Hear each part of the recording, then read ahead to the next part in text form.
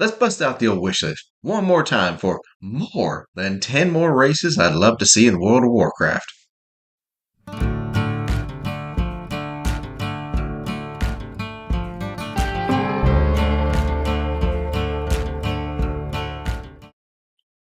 Hey there, everyone. Welcome back to the show. It's Wednesday. Y'all know what that means. We're going to talk about the addiction. This week, I'm going to step away from the drama. I'm going to step back from all the negativity, the nastiness. We get back to the roots of this here show and finish up a project I started, well, when I started World of Warcraft Wednesday. Now, y'all have seen my first installment of 10 races I'd love to see in the game and have accepted I never will. Now, we bring out the last lingering entries in that series to bring this aspect of the game to a close, at least for now. I wanted it to be a nice, neat 10 entries, but I ended up with a few more, so that means we're going to end up with some honorable mentions, and that's just fine. So, let's quit the jabbing and get on with the show. First off, number 10, Furbolgs. Why are Furbolgs in last place on this list? Well, it's a reasonable question that has a mechanical answer. You see, there are at least, to my knowledge, 2 separate toys that allow you to transform yourself into a Furbolg for an amount of time. There's also an exploit, if I remember correctly, not turning in Dartal's rod and just keeping it and using it. So, of all the races presented here, Furbolgs are probably the easiest to simulate, knowing they're unlikely to ever see the racial option in the game. Number 9, Grummels. I'm rating this one low for personal reasons. For a long, long time, our only pack animals, the animals where you could get your repair services and such, were these guys. And every single time you would mount or dismount, they had something to say about it. I mean, sure, it was cute at first, and it was kind of funny.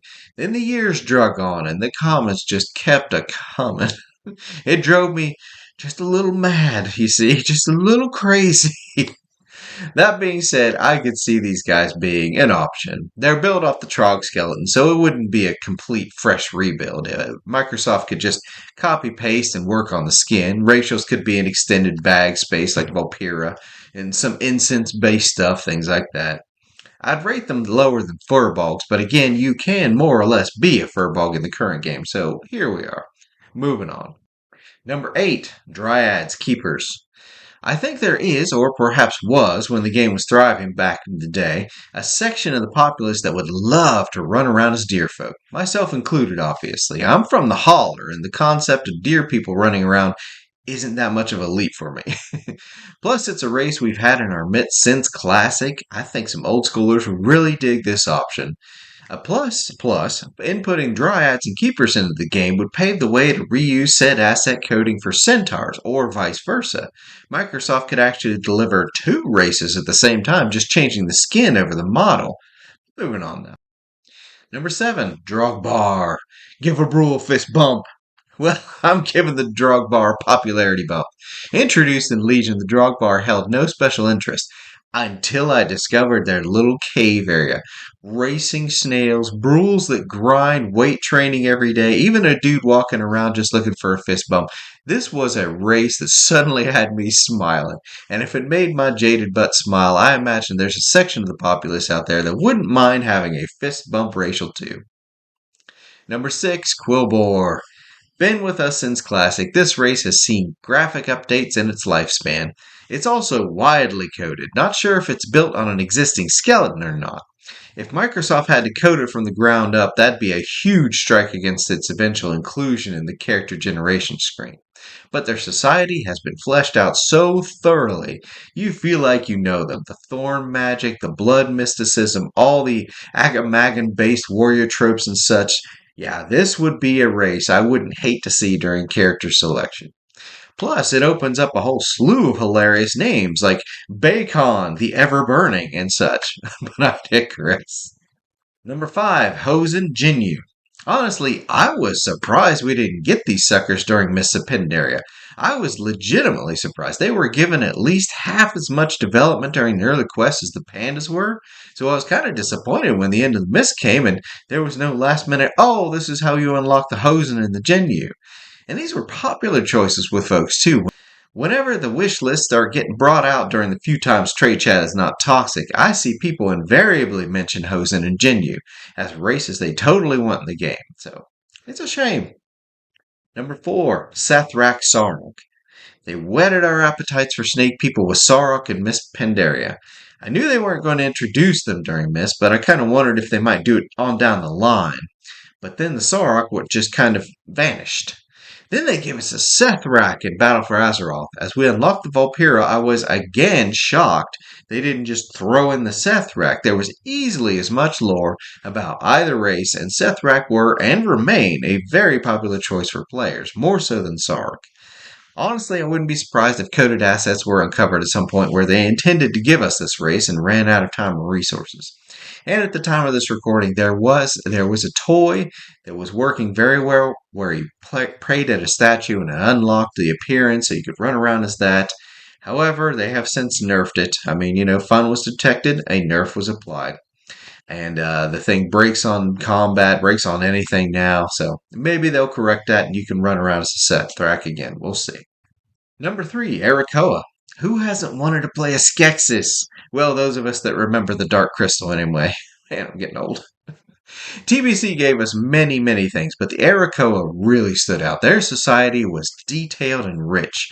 Plus, we spent a great deal of time first fighting them and then helping certain factions liberate themselves from Tarok and all that shadow stuff. So I was disappointed when we didn't unlock them.